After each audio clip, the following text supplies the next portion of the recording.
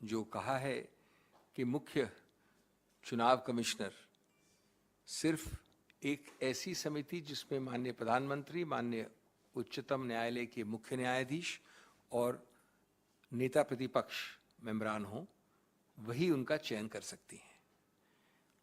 ये क्यों ऐतिहासिक है? ये ऐतिहासिक इसलिए है क्योंकि आज संस्थाओं पे 360 डिग्री से इस सरकार का प्रहार है, परोक्ष रूप से या सीधे रूप से। प्रयत्न दिन प्रतिदिन अलग अलग तौर तरीकों से होता है। तो पहला पहलू ये है कि एक बड़ी विडंबना और विचित्रता है।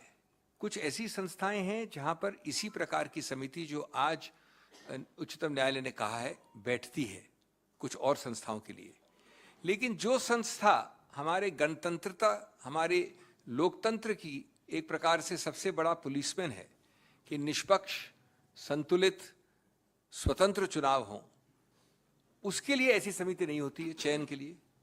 ये विडंबना नहीं है?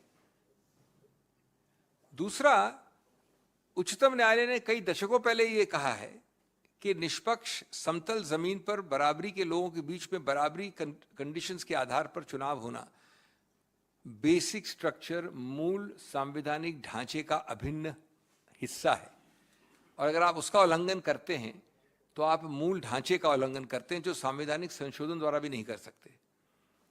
तो एक ऐसा पुलिसमैन जो इस समतलता को, इस निष्पक्षता और स्वतंत्रता को देखता है, उसका चयन आप ऐसी समिति से नहीं करते थे इतने दशकों से। ये इस निर्णय का महत्वपूर्ण पहलू है। तीसरा पहलू कि ये अनायास नहीं हुआ है, ये आसानी से नहीं हुआ है।